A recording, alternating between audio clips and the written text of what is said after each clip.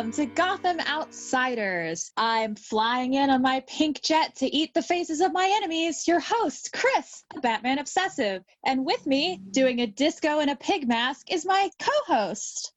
Hi everyone, I'm TJ. I am your Chris proclaimed Batman acolyte.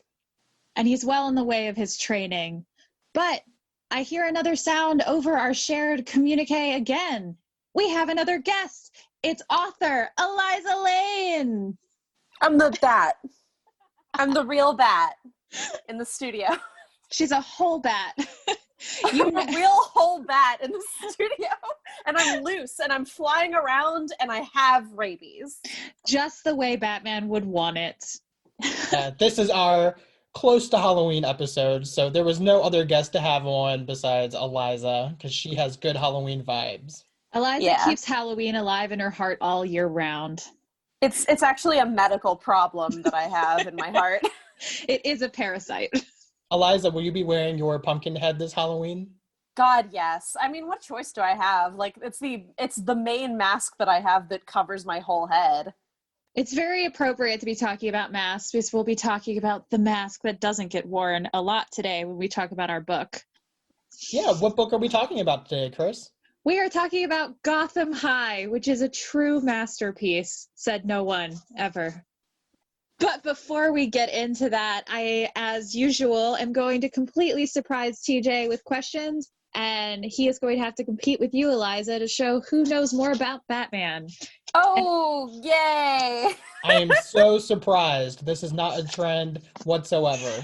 This has never happened to TJ before and continues to be a surprise. But hey, TJ, you might actually have a chance of winning today. It would be nice to actually win. It would be, after Ben so thoroughly destroyed you last week. Yeah, Aliza, how good is your Batman knowledge? He has 2 little ears, and they're really cute. That's what I know.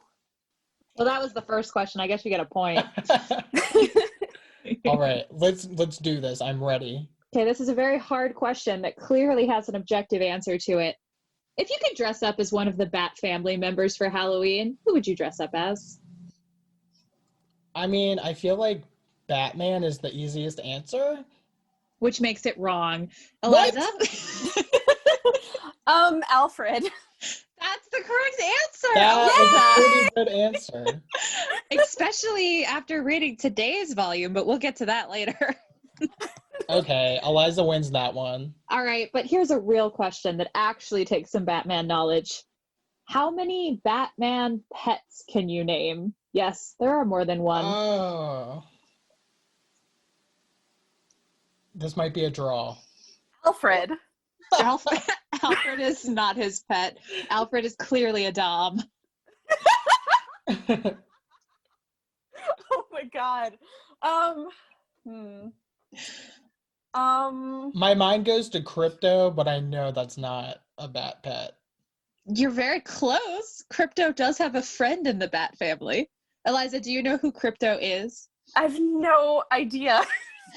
Crypto is Superman's pet dog, because obviously. Oh, good. Oh, Yeah. okay.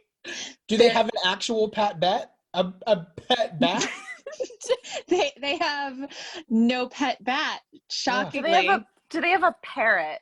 They don't have a parrot, but you're honestly Why not? You are so close. Do they have a raven? The parrot could go, right, I'm Batman. Yeah. No. The parrot could solve crime by overhearing criminals. So I think our listeners are picking up on the fact that we picked Gotham High because it seems like an Aliza-friendly Batman read. It definitely is. For our listeners who are currently screaming the answers, of course, Batman's dog is named Astro for no obvious reason.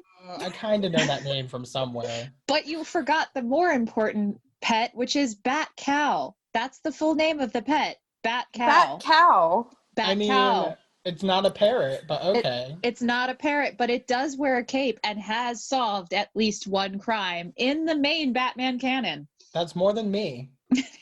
It's true. There also is a turkey that's named Bat Turkey. So much creativity in this family. Now, do all these pets live on the Wayne estate? They all live in the Bat Cave. No! They have like their own little cages in the back. They You do. can't keep a cow in a cave! Don't worry, the cow That's does bad. get out. The cow does frequently get out and solve crime. We've already established this. Oh my gosh. This is true and canon. Damian Wayne, youngest member of the family, has a menagerie of animals, and it also includes the turkey, and it includes a cat named Pennyworth after Alfred, because of course Alfred would be a cat. Apparently we that's need to true. read this Damien story instead of the one we read last episode. It's a much better version of Damien. Damien with his menagerie of animals is the best Damien. All right, well, shockingly, Aliza still beat you, TJ. This is blasphemy. Well, she got the first answer right, and neither one of you got any points on the second question, so I don't know what to tell you. One of these days, it's gonna happen. There's 2 questions. There was 2 whole questions, and you win. Oh, okay. This was rigged. What were you gonna do in case of a tie? I think Chris just stopped this as soon as Aliza was winning. That's what happened. I mean, if there had been a tie, I would have obviously asked you my third question, but it was not necessary, as TJ was already destroyed in just 2 questions. Oh, okay. All right. Well, you guys ready to get into the meat of this episode? Oh, I'm always ready to get into the meat. Oh, All the right. meat. Cue the music. The meat. The meat. The meat. That's the meat.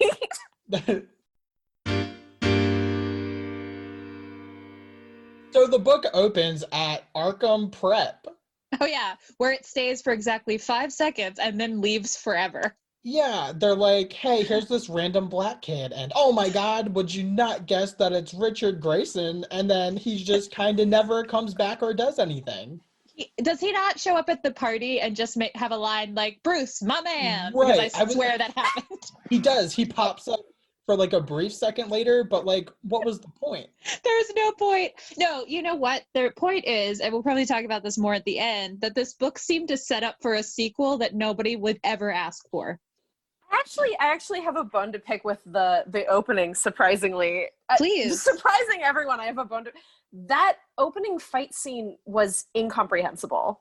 Uh-huh. Like in a comics way, like I had to go back and forth a couple of times to understand that Batman had jumped in. Like, is the person who wrote this, does the person who wrote this write comics? So the author is Melissa de la Cruz, and she's a young adult author. I think she Right. typically writes novels. Yes. Did she prose write The novels. Descendants? Yes. Is that her? Okay. So is this the first comic she's written? It could be her first. I know she also did one for The Descendants, I think. Okay. But I don't think it's her usual style. Did she write did she was it based on her work, or did she write the script for it? She wrote the script for it. Oh, okay. Because this really does feel like it was written by an author who hasn't written comics before. Because Yes. there's a lot of weird beats and a lot of narration, which does not. That's not good. Yeah, I think this is from the DC Inc. line, and they've been doing a lot of middle grade / YA standalones, and they've been getting YA authors to do them. Right. So Okay. they're getting kind of big names for it, which is a cool deal. But a lot of times, at least from what I'm seeing, the transition with the writers isn't good. Yeah. It's real hit or miss for me. So I've read, I think, all of the DC Inc. ones that they've put out with these YA authors, and some of them are amazing. Like the Harley Quinn Breaking Glass one is one of the best Harley Quinn stories there is. It's amazing. We'll have to do it for the show at some point. There's drag queens. It's really good. But then the range on those is so vast. And this is not the worst of that line. Let's be very clear. When we're talking about a pool of people, everybody's contribution is going to be different. I was curious because it feels like the person who wrote this doesn't really know how the comics format works that well. Yeah, the pacing is weird. I feel like she was figuring it out, like, as she went. Yeah, that makes sense. Now, the art, though, I was really into the art of this one, which I think, so I've read this before. I think, TJ, you've read this before, too, right? Not just for this. Right. So we both got advanced copies at ALA last year, and I read mine pretty soon after I got it, and I did not enjoy it at all. This time around, I enjoyed it quite a bit more just because I knew not to expect anything and just take it as it was. So my context was, I also, I got that ALA copy, and I read it on my way to a conference the last time I was on an airplane before COVID, while a little bit drunk and had definitely altitude, my head was a little messed up from altitude. I thought this book was great before I read it this time. Oh, no. So we had opposite reading experiences. Still enjoyed it. I am one I'm here for some YA trashiness, so I still liked it, but let's be clear, I had the optimal reading experience the first time.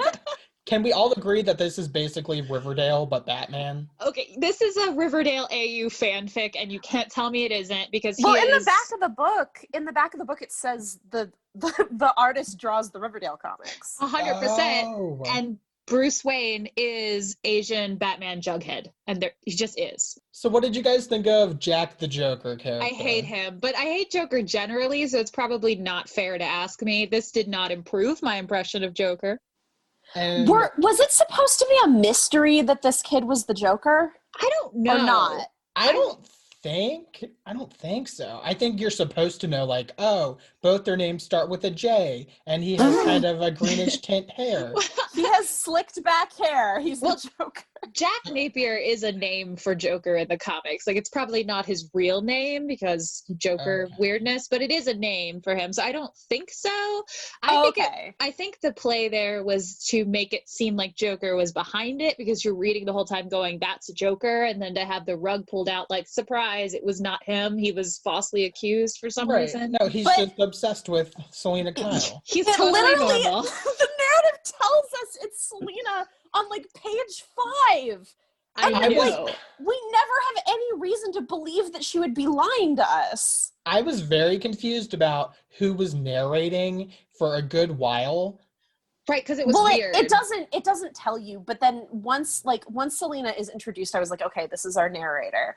And then as the book goes on, she's like, I did it. Yeah, 100%. And the Joker character is clearly not the culprit, so it's not a mystery story. I thought Jack was the most likable out of the 3 main characters. No. I thought Selena was the most likable because there was nobody else. No, Alfred, gay Uncle Alfred is the most likable. Alfred is not a main character.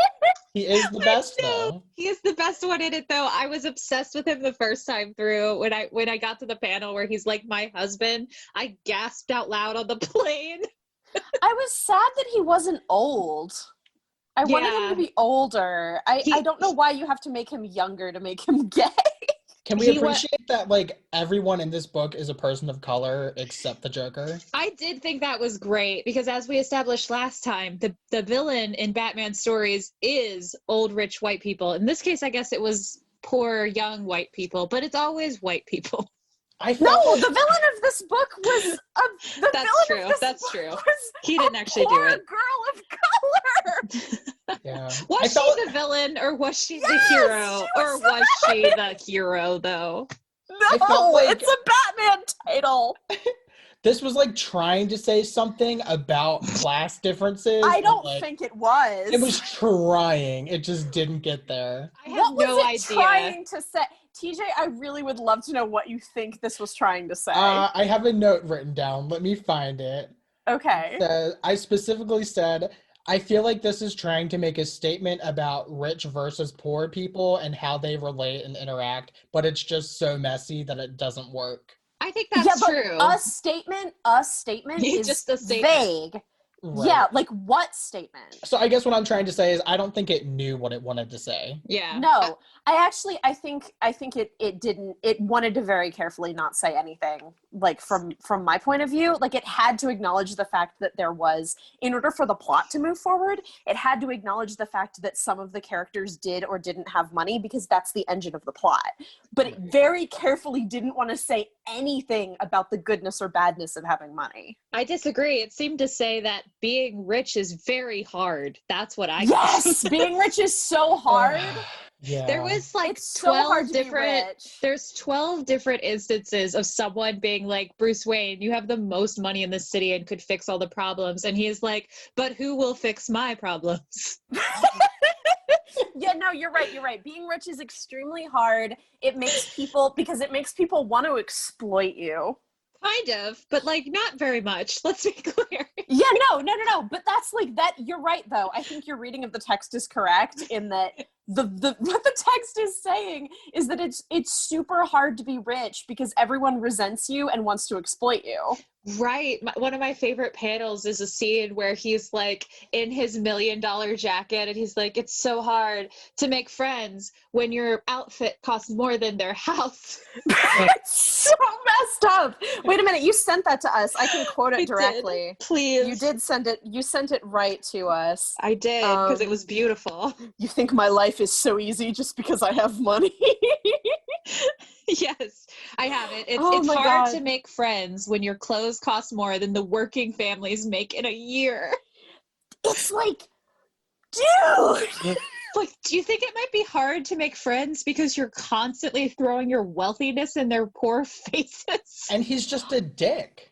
He's such a dick. Like, at the end of the book, he's so mean to Jack at the end of the book for no good reason. For no reason.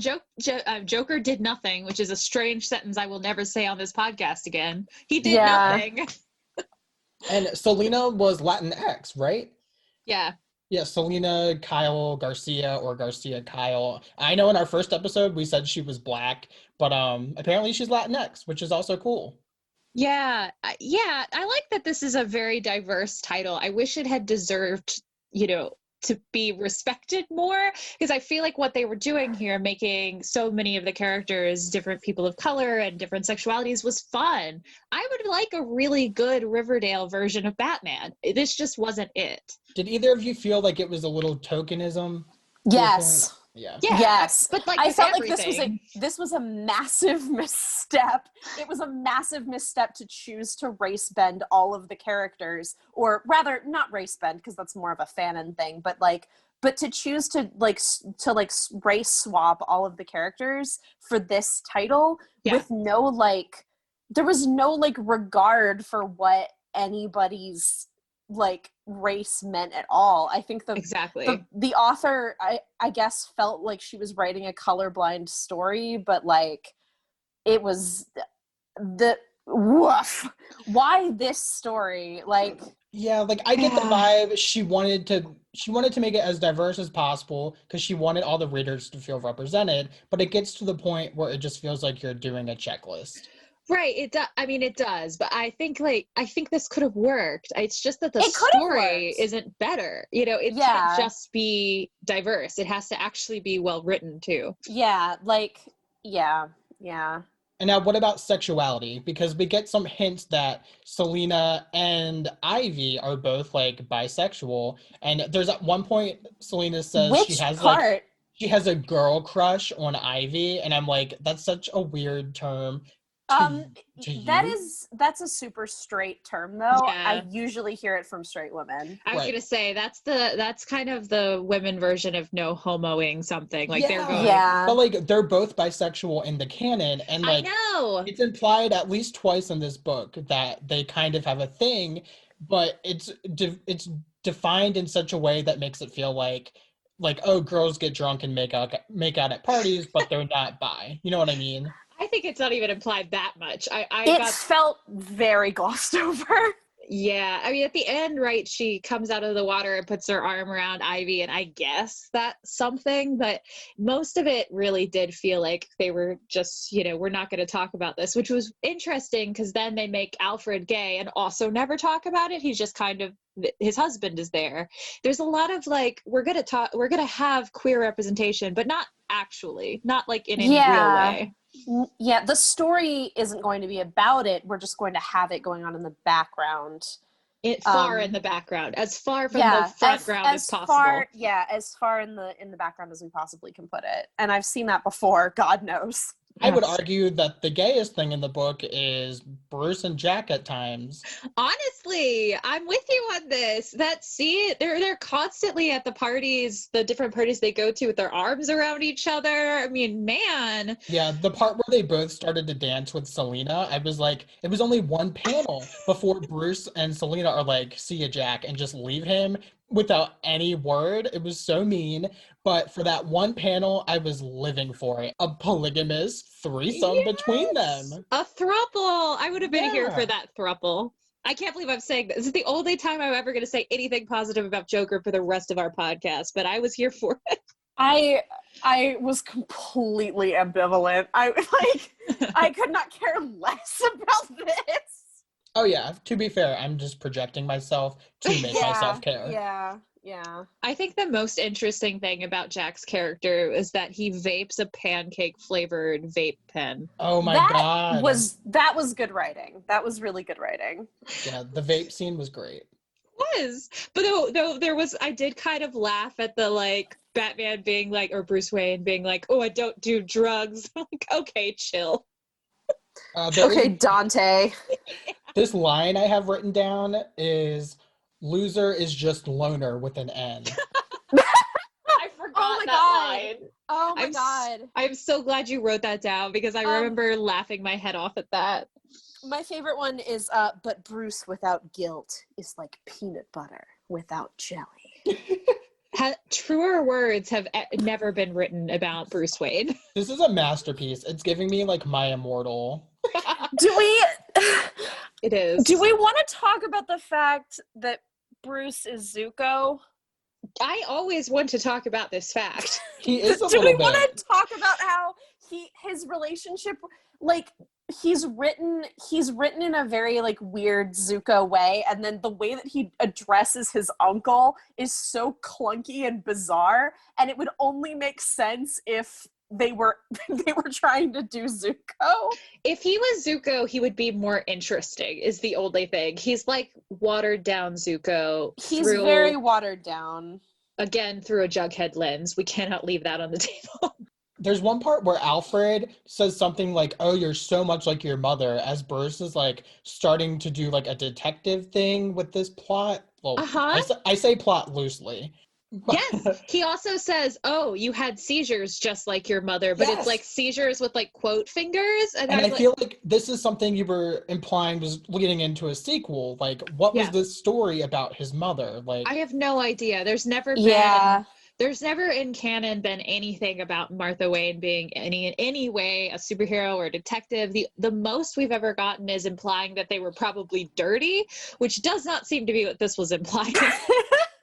But this is the relationship of this book to any type of canon Batman story is loose is not even strong enough a word. Yeah, that did feel, it felt really strange. That was a really weird part of the book that like it felt like something, it felt like I was seeing the brush of like something interesting walking away from me around the corner. And I was like, oh, who is she? And she's gone, and we'll never see her again.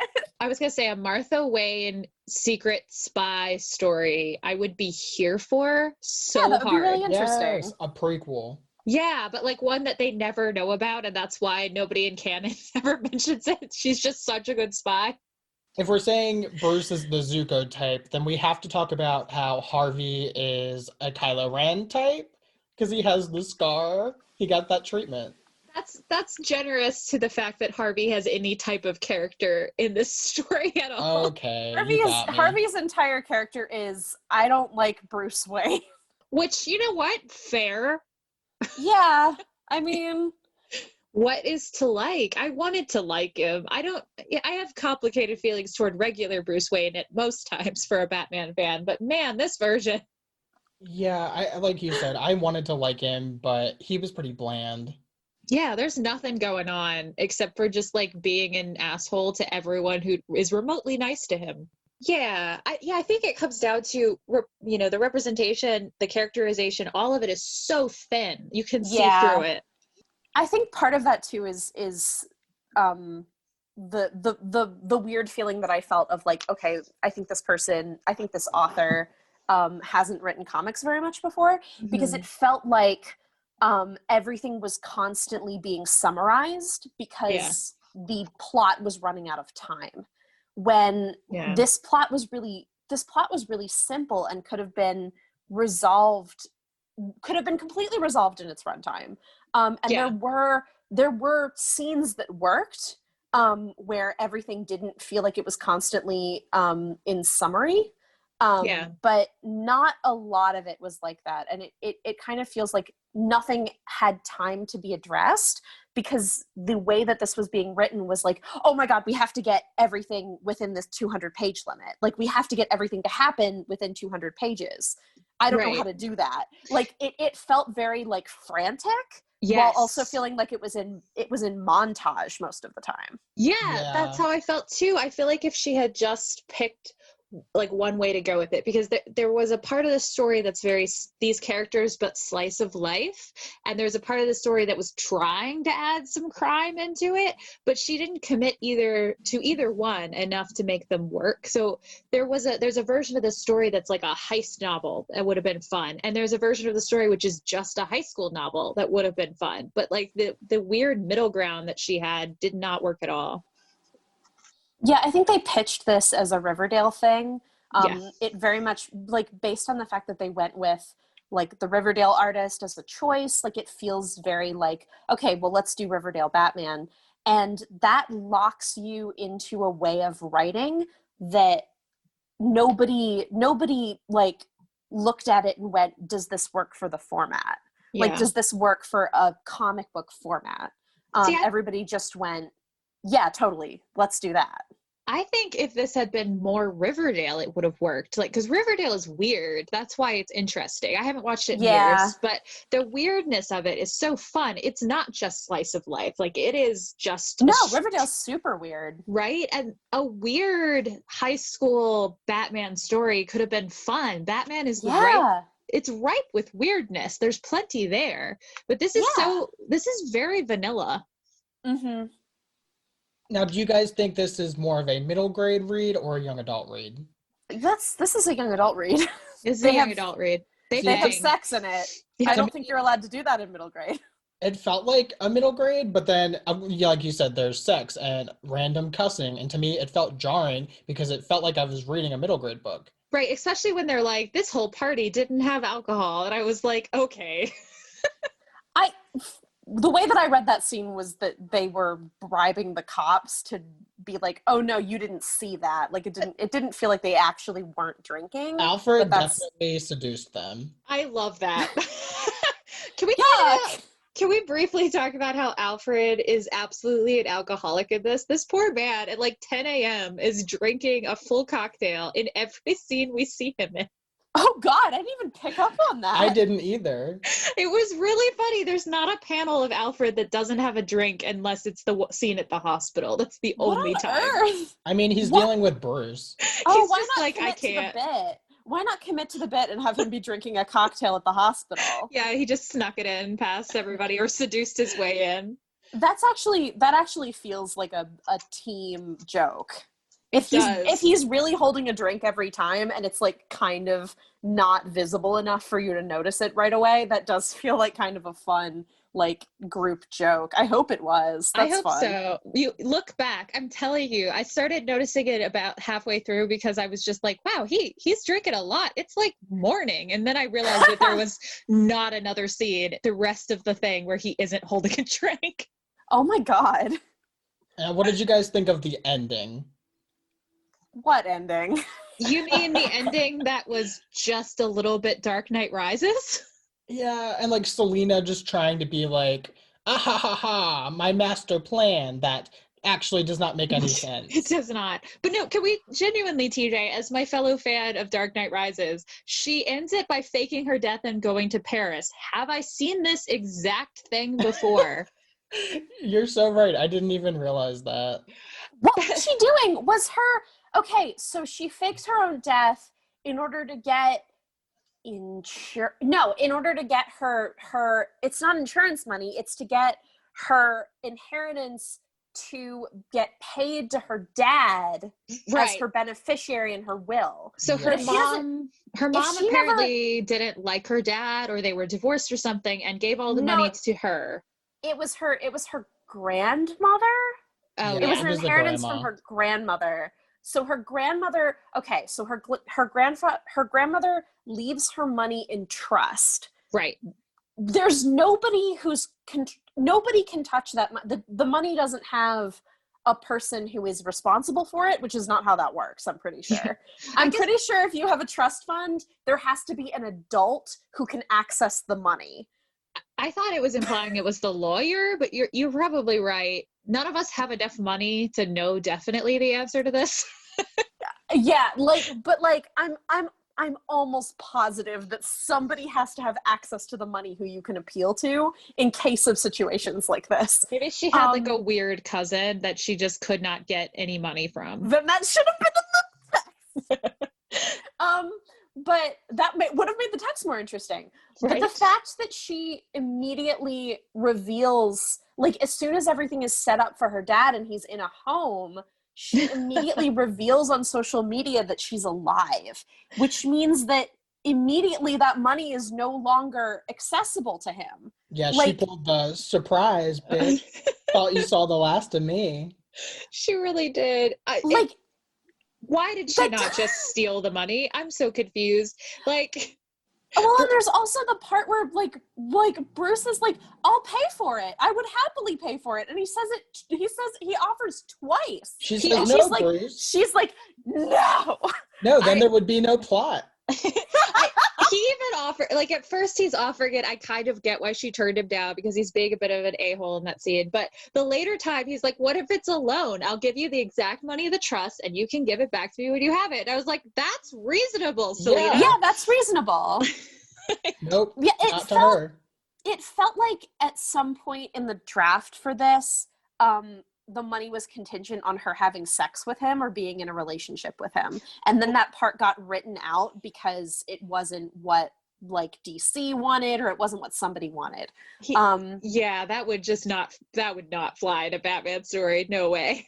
Yeah, so it feels like in some, I don't know how this author writes, but it feels like in some draft there was some sort of like benefit that he was going to get from giving her this money, and then it got like flushed away. Or even if she'd perceived a benefit, like if she had thought he was using it, like there's a line in the end that implies that's what she thought was going on when she was like, you're giving me this money instead of your heart. But I was like, what are you, we never had this conversation. Since when is that what you want? Right. Like, it was so confusing and out of nowhere. Yeah, I think like they also kind of wanted to do more than one thing with her character in a pretty detrimental way, where they wanted her to be the femme fatale, but she's also like a vulnerable teenager. And those two things, unless you're spending time, I think the biggest like pitfall here is that we don't get to spend any time with the characters. And so none of the characters get to have enough depth for their like pathos to work. Like they don't get enough time paid to them. And that is a big thing with comics, where that's a thing that's really hard to write with comics. Sure. Where if you don't have any experience writing comics, you can feel like you have no time to do anything. Because the page can be read so quickly. The wild thing about this, though, is this author has 3 existing characters that people have feelings about. She could have played on the existing feelings, but she changed them all so dramatically that nobody is going to come to this liking the characters and have the same reaction to them. You know, like fanfic writers do this all the time, is what I'm saying. Like they take characters that we already have feelings about, and by they I mean of course we take characters and they put them in AUs, but you already care about them, so the work is half done. Yeah, it could have been done. Yeah, I'm not coming in particularly caring about the characters, but like, as a person for whom that's true, the characters felt incredibly undercooked to me. I could not tell you. The Joker was the one who actually felt the most realized out of any of them because he has a pancake flavored vape. I agree. That's the only detail about anybody that I can think of. And the stuff with, like, Selena is arguably our protagonist. Right. And which is we weird. know nothing about her. She wants to go to art school, but that only shows up at the very end of the text. Right. Like, she likes taking photos at the beginning of the text, but it's implied that that's something that she's doing because it helps her father, like, remember. Right. It's not and at no point does it seem like there's a really weird through line here with photography that isn't paid off. But there's a weird, like, thematic through line with photography that could have been paid off and never was, where, like, the joke, like, Jack's, is it Jack? Yeah. Jack's, like, method of accessing Selena's, like, affection is via photography. Like, they bond over it, and he's constantly taking, like, creep shots of her. Yeah. And she's also a photographer, but it feels like that gets dropped. Like, that could have been a really interesting thematic through line where they were using that to say something, but it just falls apart. I did like the part about her father's mental health. I thought that was a really good idea, but again, nothing in the book was exactly fleshed out enough. Yeah, it felt felt very like he existed so that she would have reason to move the plot forward. Right. It didn't feel like it was about her grief at all, or her, like, turmoil, or his grief. It just wasn't. It everything was in service of, like, the engine of the plot, which was not good enough for that to be what we do. I mean, even you're mentioning that through line of photography, I did not realize it was implying that Bruce Wayne joined the photography club until he left it at the end. And I was like, when did he join it? Well, he joined it. I guess he joins it for her, and then he leaves because she's not in it. He goes to one meeting, and I guess that's him joining the photography club.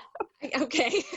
I was like, I did not realize there were stakes here. When Jack is, like, sad, it is like he's not coming anymore. It was never about me. I was like, was he ever coming? What are you talking about? So there is an alternate ending where Bruce and Jack... Is there really? No, this is my alternate ending. Okay, you have to be upfront about these things. Bruce and Jack stay friends, arguably, debatably boyfriends, and, you know, it's kind of a happy ending for them. But I think that would have been cute. But why does it not happen? I don't understand. Well, if we had gone that route and gotten a sequel, we could have had the evolution of Jack's Joker persona, and it would have been so much more, like, heartbreaking for the Bruce character in this version. Yes. That's what I want to see. That would be great. That would be too interesting for this. That's real. Genuinely, I think that everybody would have been afraid to write that. Yeah. Because, like, nobody's gonna want that heat.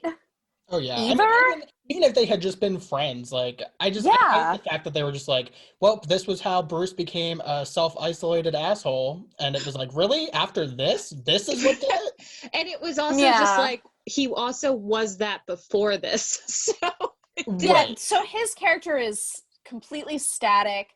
I actually can't think of a single character who isn't completely static. Yeah. I think Jack Selena's gets angrier. Static.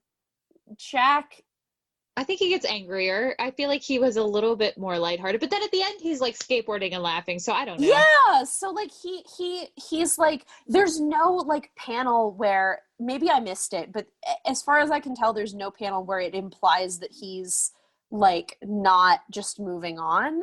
I think the part I meant was like, you know, he's sad that Bruce is not coming, and there's like a scene between them right at the end that makes it feel like he's gonna be sad, but then he does move on, like you're saying. I don't know. Yeah, he has a specific moving on scene, and there's no there's no, unless I missed it, there's no, like, what I would have done with that scene is be like, okay, this is a facade. You're not actually, because the Joker is as I understand him, the Joker is a character who is all about the facade of joy. Yes.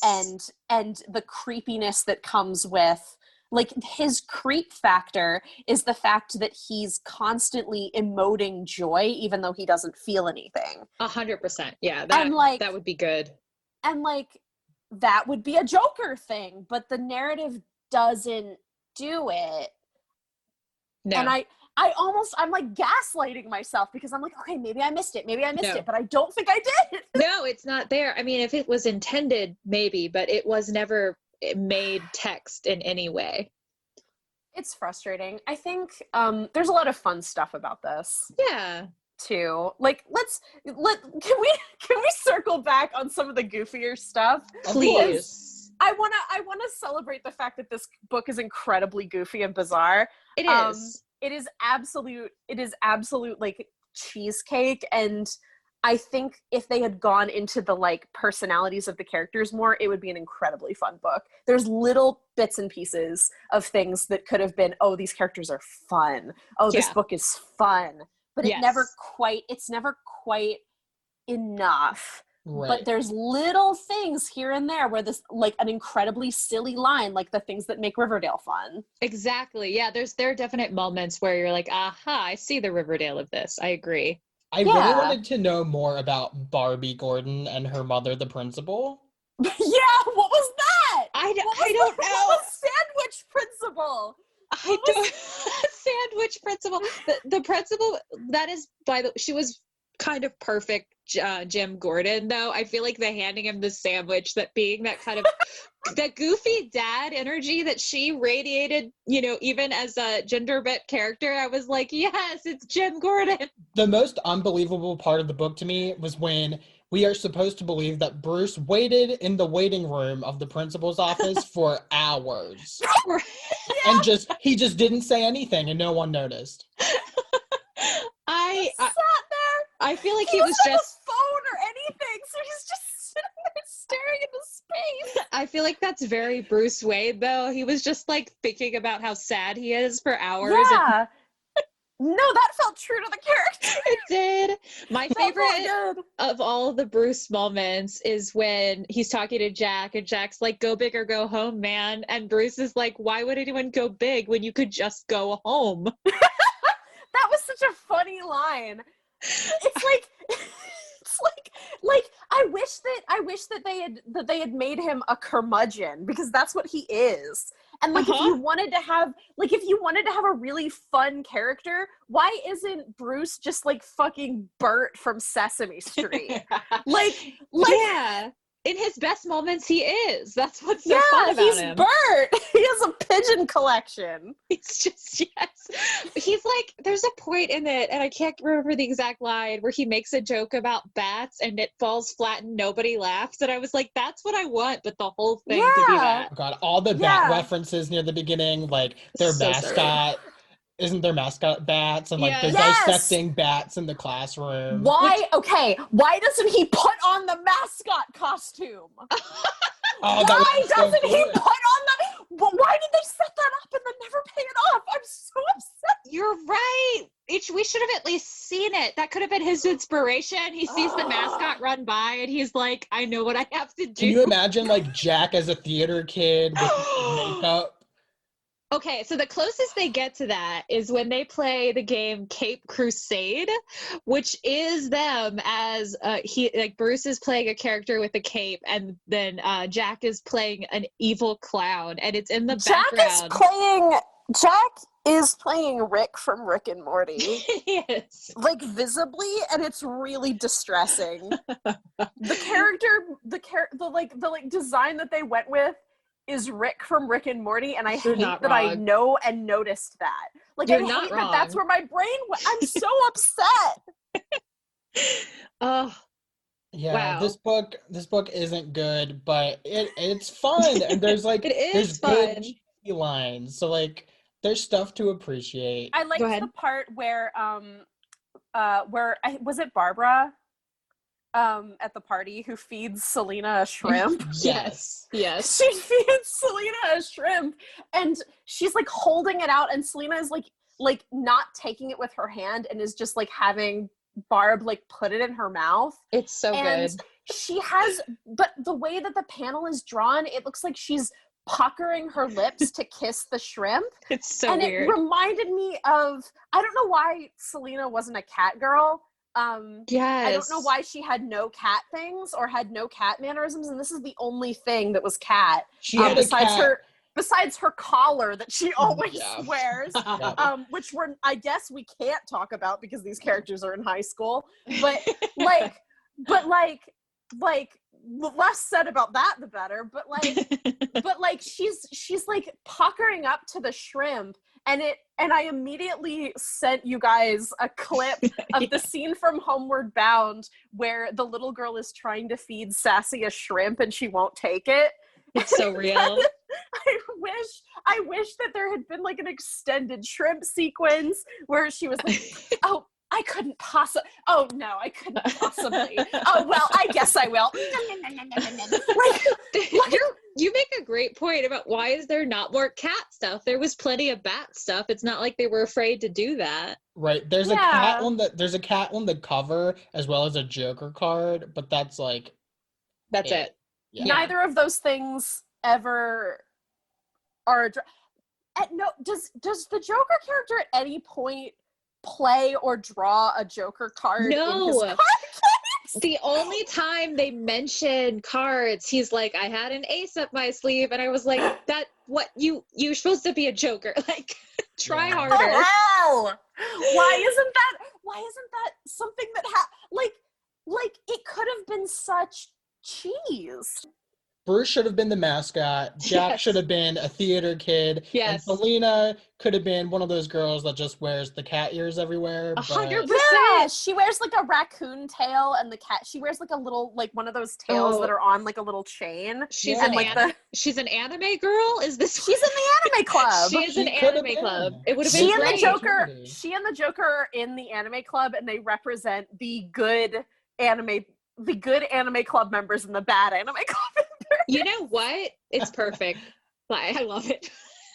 All right, guys, we have fixed this story. We have fixed it. It's better now. I feel like, TJ, for the rest of our podcast run, Bruce Wayne should just be B-dubs. Yeah, when they called him that, it was great. I know. Joker or Jack called him that the entire thing, and I just couldn't get over how funny it was to me. Well, that's what people call Buffalo Wild Wings, the restaurant. He's B-dubs. Yeah, that was really...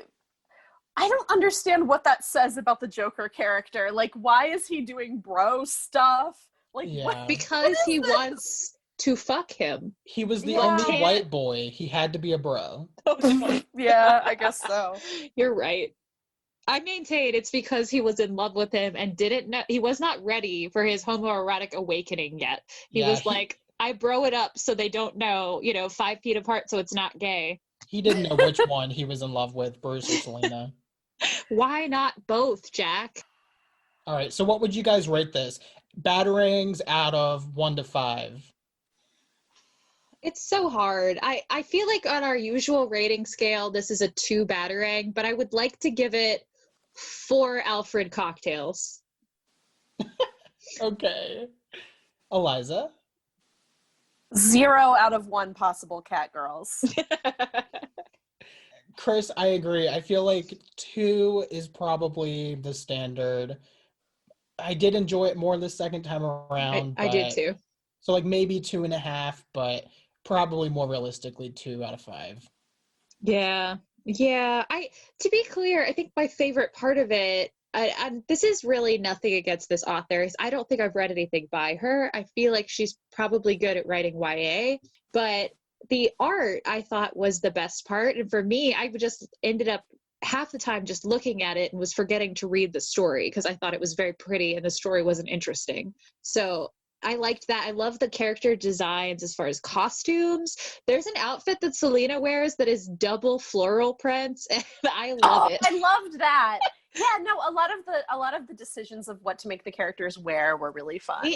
Ivy's costumes are perfection. They're goals all the time. She's literally wearing rose-tinted glasses. I love it. And now, Aliza, I have a question for you. Mm-hmm. You seem to know a lot about comics. Who would have guessed? So our question for you, Aliza, is let's say tomorrow someone approached you and was like, Aliza, we want you to pitch us a story set in the Batman universe or with the Batman characters. What would your pitch be? Or just if you don't want to give all your details, just like a rough like themes you would want to do or characters to explore. And it could be like an AU like this one, or it could be something set in the Batman canon. Oh God. I am not the right person to do this. Which is why it's fun. Realistically, if I did get approached with that, I would have to tell them that I don't know anything about Batman, and I would need somebody to like come in and co-author.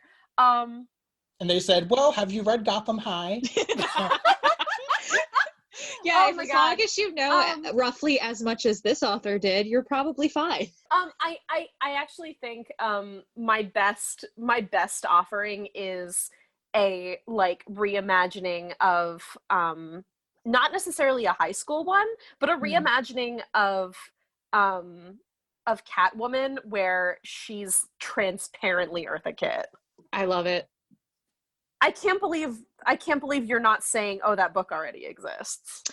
I mean, that character is, I mean, that's kind of how she is, but that book doesn't already exist as far as I know. Or like a fun blending of reality and fantasy where a lot of her life details come from Eartha Kitt's life.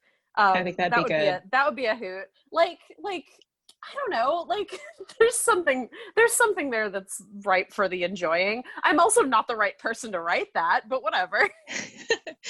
And Aliza, where can people find you on social media, and what work do you have coming out or just recently came out that they could look for? Thank you for that setup. I'm Aliza Bees on Twitter, ALIZABEES. I have a book called Beetle and the Hollowbones that came out last month, I guess. It's a Halloween book, so it's good to enjoy right now. It's a fun time for like this particular season, I think. And it's also it's an all ages title, but it's middle grade. So it's a fun like romp for the kids in your life. That's something that I think adults could also enjoy reading alongside them, which is something that, I don't know, I like putting into the world. Yeah, it is a force of good in the world. That book is so positive and beautiful and like infused with autumnal feelings that I love it so much. Yeah, if you hated Gotham High, maybe check out Beetle.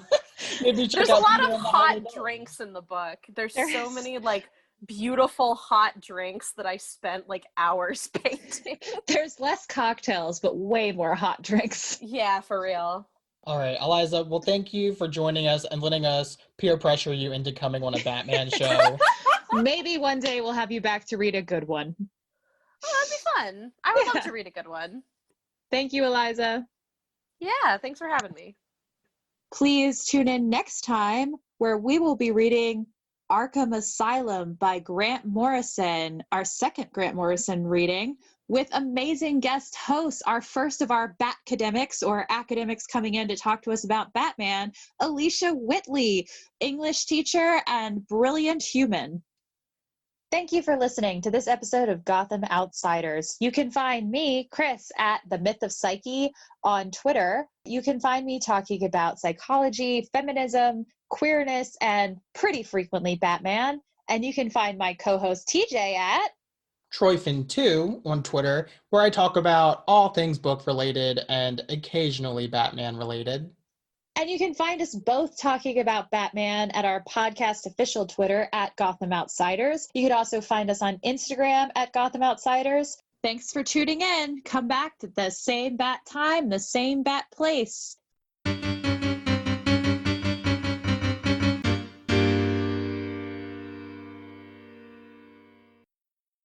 The meat. The meat. The meat. That's the meat.